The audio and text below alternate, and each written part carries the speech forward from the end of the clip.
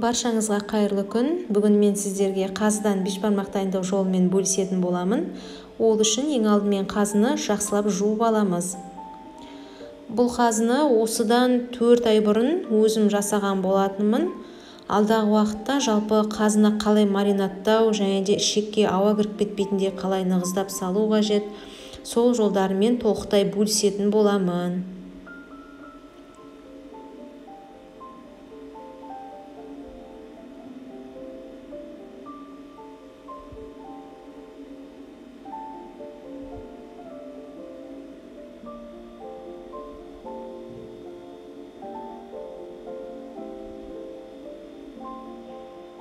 Мінекей қазымыз дайын. Осы ретте менен сіздерге бір лайфхак болсын. Жалпы қазы қайнап жатқан уақытта жарылып кетпей әдемі пісіп шығу үшін екі жағын айналдыра зубочисткамен түйреп шығуымыз қажет. Сонда біздің қазымыз мүлдем жарылмай пісіп шығады. Міне әуелі бірінші бетін арасын 2-3 см қалдырып түйреп шығатын боламыз. Содан соң қазымызды кастрюлемізге орналастырып, отқа қоямыз.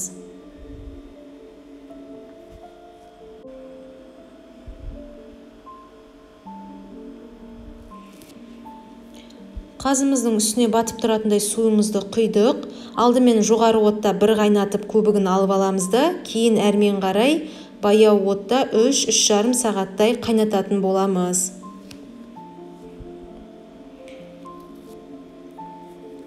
Көріп тұрғандарыңыздай, қазының майы сорпасына шығып, кереметте болып қайнап жатыр, пісуге жақын. Қазымыз пісіп болғанша, оған дейін біздер бешбармақтың қамырын дайындайтын боламыз.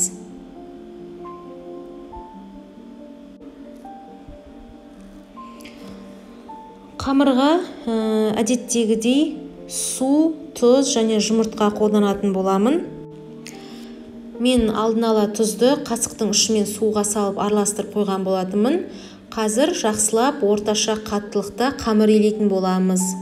Содан соң қамырымызды 20 минутқа тындырып қоямыз.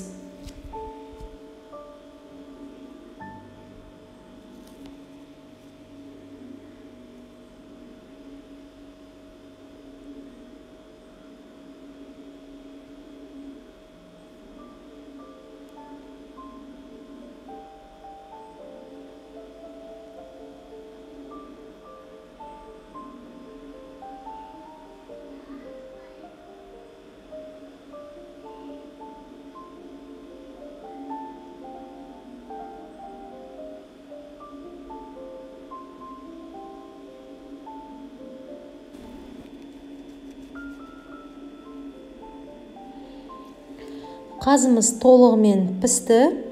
Қазір түсіріп алып, сонан соң картопымызды салатын боламыз. Жалпы картоп тез пісу үшін негізінен жалпағынан 2-ге бөліп салған дұрыс. Сол кезде картопымыз жақсы пісіп шығатын болады. Енді осы картоп піскенше нанымызды жай дайындап қояйық.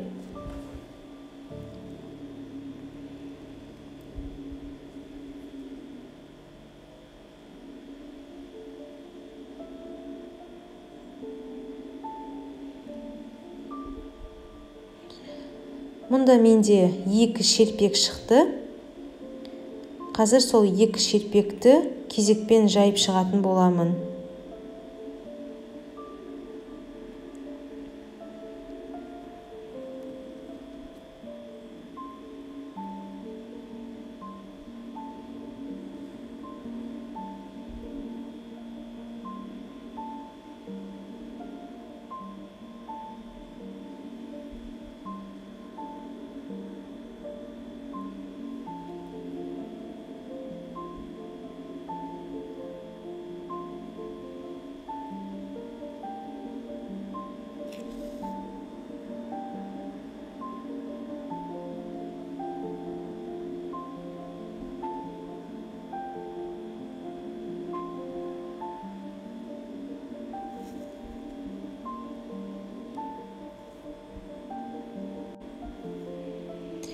Мінекей нанымызды жайып болдық.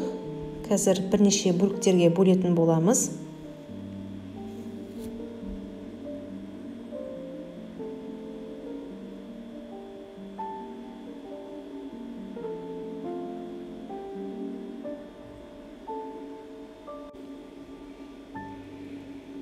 Мінекей көріп тұрғандарыңыздай картопымыз да пісіп дайын болды. Қазір түсіріп алайын. Сонан соң жазылған нанымызды салатын боламыз.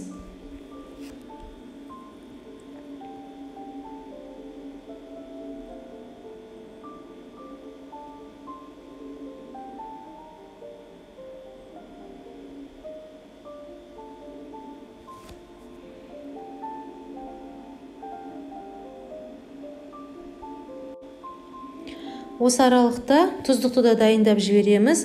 Ол үшін жуа мен қара бұрышты араластырып, үстіне сорпадан құйып, бір қайнатып алатын боламыз.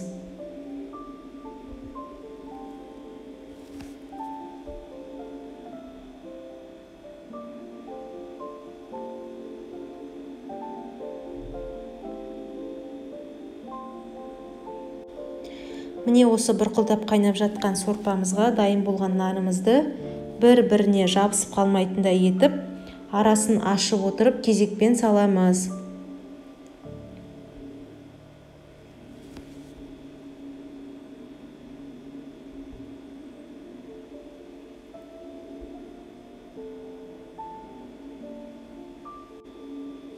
Нанымыз піскенше қақпағын жартылай жауып қоямыз.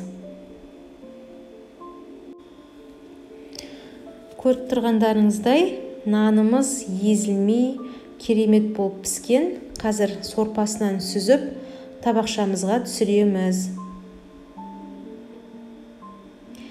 Кейін туралған қазымызбен картопты салып, үстіне тұздығымызды құятын боламыз.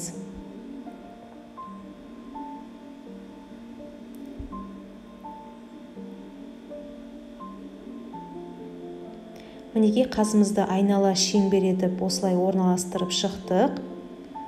Ендігі кезекте картопымыз. Содан соң ысылай дайын тұрған тұздығымызды айналдырып ортасына құйып шығатын боламыз.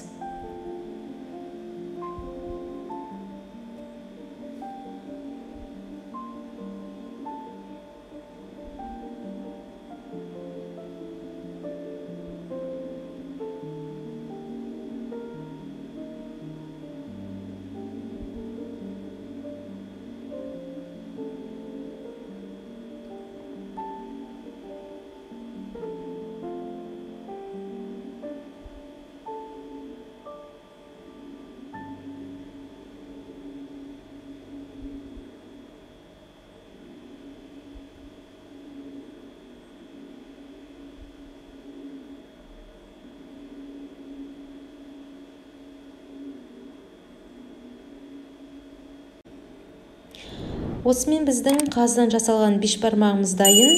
Ас болсын. Менің YouTube арнама тіркеліп, лайк басып, комментарий жазуды ұмытпаңыздар.